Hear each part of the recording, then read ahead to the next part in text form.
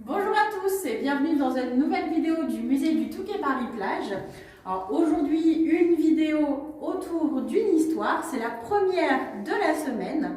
Je vous invite dans l'univers de Cali, une petite fille qui va vous raconter l'histoire des couleurs.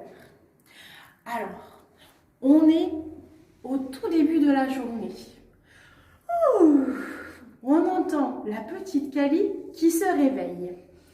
Elle allume la lumière et, comme d'habitude, dès qu'elle ouvre les yeux, tout est noir et tout est blanc.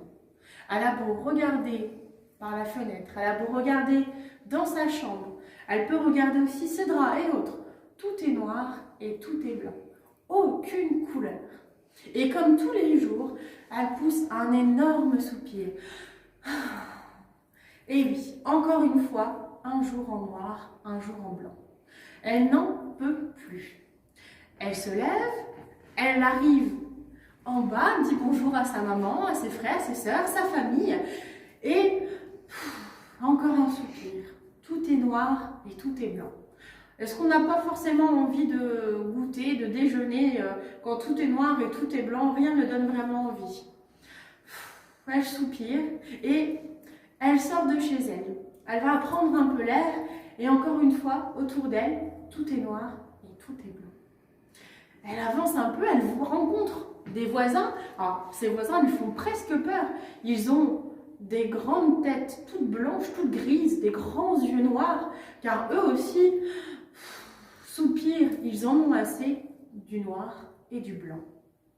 Cali, en marchant, réfléchit et se dit, il y a quelque chose à faire. Je suis sûre qu'on peut trouver un moyen de changer tout ça. Et en marchant, elle entend ses voisins en train de parler.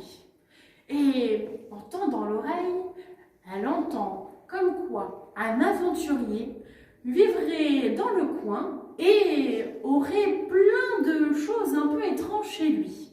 On parle de magie, on parle de science. Tiens, peut-être qu'il aurait la solution pour aider Cali à retirer tout ce noir et tout ce blanc. Ni une ni deux, elle écoute encore plus et entend qu'il vit dans la haute tour qu'on peut voir en plein milieu de la forêt. Eh bien, puisque c'est comme ça, la forêt n'est pas très loin, elle va essayer. Elle rentre chez elle, elle prend quelques affaires, on ne sait jamais, et elle part direction la forêt.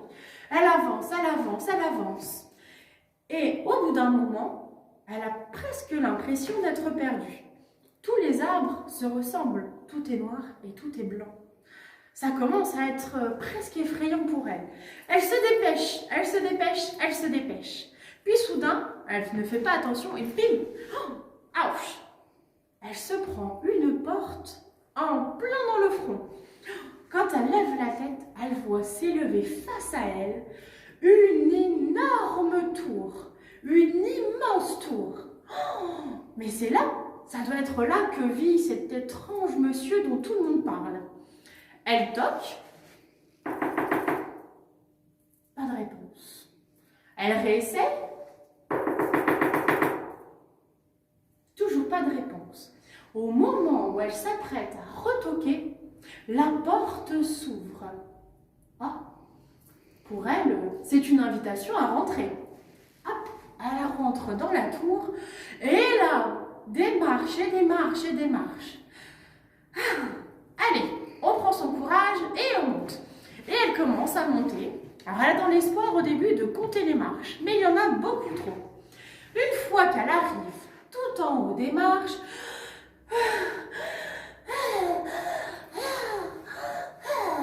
elle est épuisée. Oh là là, qu'est-ce que c'est fatigant toutes ces marches.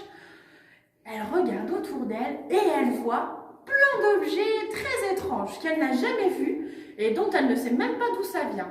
Et elle voit aussi plein de photos et de tableaux avec toujours le même monsieur qui apparaît dessus. Un monsieur avec une carrure très grande, assez carrée, un air assez sévère, une grande moustache, une longue barbe et surtout un regard sévère et perçant. dit qu'elle doit être chez ce monsieur, puisqu'il est sur toutes les photos et tous les tableaux. Mais elle est tellement épuisée, elle s'assoit. Elle crie de peur. En effet, le monsieur était juste à côté d'elle. Vous m'avez fait peur. Excusez-moi. Alors le monsieur ne comprend pas. Mais qui êtes-vous? Que venez-vous faire ici? Tiens, excusez-moi monsieur, je me présente. Je m'appelle Kali. Je suis une petite fille qui vient du village non loin derrière la forêt et je viens vous demander de l'aide. De l'aide? Mais comment pourrais-je t'aider? Elle fait écouter monsieur Jules. Je me présente, je m'appelle Jules. Monsieur Jules, j'ai entendu parler que vous aviez fait beaucoup de voyages et d'aventures, que vous avez rapporté plein de choses, que vous connaissez la magie, la science et la chimie. Peut-être pourriez-vous m'aider à résoudre mon problème? Bien sûr. Quel est donc ton problème? Eh bien, monsieur Jules, j'en ai assez du noir et du blanc. Ah! Et tu voudrais donc, je voudrais créer des couleurs. Je voudrais que le ciel soit autre que tout blanc. Je voudrais que la terre ne soit plus noire. Je voudrais que tout soit en couleur. Ah! C'est une bonne chose, je trouve. Eh bien, ma petite Kali, je vais t'aider. Je dois avoir des outils quelque part. Ah! Attends. Voilà Jules qui s'en va fouiller dans son armoire. On l'entend faire un fracas pas possible. Des jbouing, des jboing, des ploum et des plouf. Ah, voilà ce que je cherche. Il revient avec ce drôle d'objet. Il le montre à Kali et dit « Je te présente la palette aux couleurs de la tribu des polychromes. » La tribu des polychromes? Eh oui. Comme tu peux le voir, Kali, cette palette est un peu particulière. Il suffit de dire la bonne formule avec le bon geste et une couleur apparaîtra. Oh, mais c'est génial, se dit Kali, c'est parfait, c'est exactement ce que je veux. Oh, monsieur Jules, s'il vous plaît, est-ce qu'on peut créer des couleurs? Il dit bien sûr. Nous allons essayer tout de suite même.